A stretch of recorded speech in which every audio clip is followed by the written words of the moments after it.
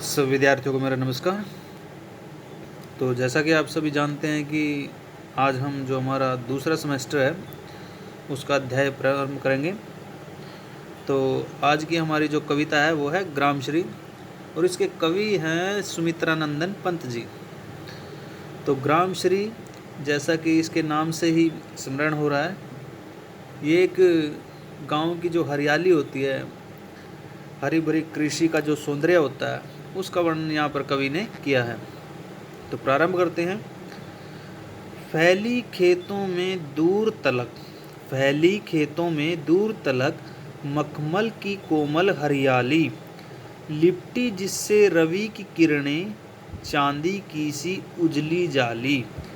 तिनकों के हरे हरे तन पर हिल हरित रुधिर है रहा झलक, श्यामल भूत तल पर झुका हुआ, नभ का चिर निर्मल नील फलक। तो देखिए, कवि जो है यहाँ पर प्रकृति का अनुयायी है। अनुयायी होता है प्रकृति का पुजारी, उसका अनुकरण करने वाला। तो वह गांव की जो प्राकृतिक सुंदरता है उसको देखकर भावुक हो उठता है और कहता है कि गांव के खेतों में दूर दूर तक हरियाली जो छाई हुई है, फैली हुई है, हरियाली की जो छटा है वो दूर दूर तक फैली हुई है, दिखाई दे रही है। और वह जो हरियाली है मखमल की कोमल हरियाली, वह मखमल के समान कोमल और सुंदर है, लिपटी जिससे रवि की किरणें, अर्थात उस हरियाली पर जब रवि का अर्थ होता है सूर्य, कि उस हरियाली पर जब सूर्य की किरणें पड़ती हैं तो वह चांदी की सी उजली जाली, वह चांदी की जाली की भांति उज्जवल और चमकदार लगती है। तिनकों के हरे हरे तन पर हिल हरित रुधिर रहा झलक, कि खेतों में जो खड़ी फसल है और उनके तिनकों पर हरापन ऐसे प्रतीत हो रहा है, हिल हरित रुधिर रहा झलक, कि जैसे मानो हरा रुधिर का अर्थ होता है रक्त, कि हरे रंग का जो रक्त है वो झलक रहा है। श्यामल भूतल पर झुका हुआ, नभ का चिर निर्मल नील फलक, अर्थात श्यामल भूतल पर, हरी भरी पृथ्वी के तल पर आकाश जो है नीले रंग का स्वच्छ और पावन पर्दा एक आच्छादन रूप में झुकाए हुए खड़ा है। आगे का देखेंगे, अगला जो पद है। रोमांचित सी लगती वसुधा आई जो गेहूं में बाली, अरहर सनई की सोने की किंकणियां हैं शोभाशाली, उड़ती भीनी तेलाकत गंध, फूली सरसों पीली पीली, लो हरित धरा से झांक रही, नीलम की कली तीसी नीली। रोमांचित का अर्थ होता है कि प्रसन्नता, अर्थात जो खुशी अपनी व्यक्त करे। तो प्रस्तुत कवितांश में पद में कवि ने बताया है कि जो गेहूं और जौ के जो पौधों की निकली हुई जो बालियां होती हैं, जो उनकी बालें होती हैं, उनको देखने से ऐसा लगता है, ऐसा प्रतीत होता है कि जैसे उनके माध्यम से वसुधा जो धरती पृथ्वी है वो रोमांचित सी हो उठी है, प्रसन्न सी हो उठी है। अरहर सनई की सोने की किंकणियां हैं शोभाशाली, अर्थात अपने हृदय की प्रसन्नता को क्या कर रही है, व्यक्त कर रही है। और खेतों में उगी हुई अरहर की जो फलियां हैं, फूल ऐसे लगते हैं कि मानो सोने से निर्मित किंकणियां हैं शोभाशाली, सोने से निर्मित सुंदर। किंकणियों का अर्थ होता है करधनी अर्थात जिसको तगड़ी कहते हैं, तागड़ी, कि सोने की जो सुंदर, सोने से जो निर्मित सुंदर करधनी है वो धारण कर रखी है।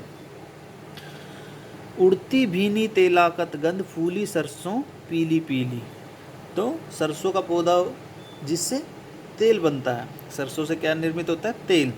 तो इसी प्रकार दूर दूर तक खेतों में क्या पीले रंग की सरसों है वो फूली हुई है। लो हरित धरा से झांक रही, नीलम की कली तीसी नीली। और उसके अर्थात सरसों के जो फूलों की सुगंध है वो चारों ओर तेल की जो महक है वो चारों ओर उड़ रही है। और इसी पृथ्वी पर नीलम की सुंदर कलियां और नीले रंग के फूलों से जो अलसी भी है वो झांकती हुई सी, देखती हुई सी प्रतीत हो रही है।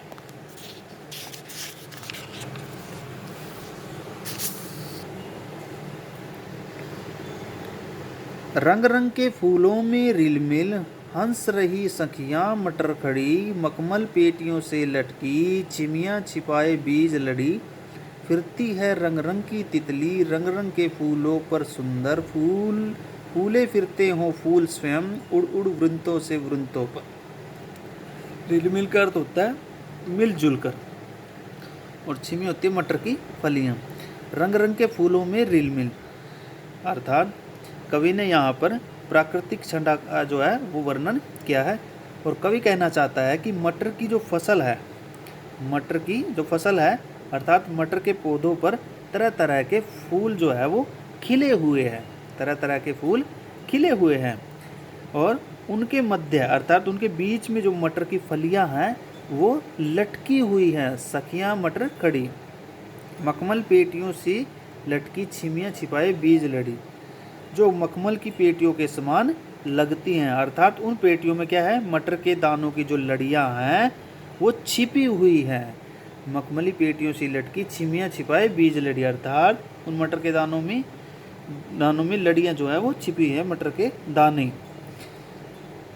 फिरती हैं रंग रंग की तितली, कवि ने पुनः दोबारा कहता है कि विभिन्न रंगों के सुंदर फूलों पर रंगों वाली तितलियां क्या कर रही हैं, उड़ रही हैं।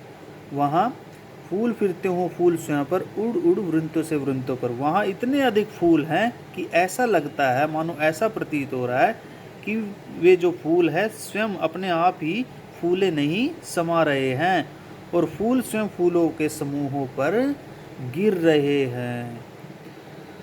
तो आज की जो हमारी कविता थी ग्रामश्री, उसके हमने 3 जो पद है वो किए हैं। शेष जो इसके पद हैं वो हम अगली वीडियो में करेंगे। तो सभी विद्यार्थी एक बार इसको अच्छे से याद करेंगे और इसको लिख करके देखेंगे। धन्यवाद।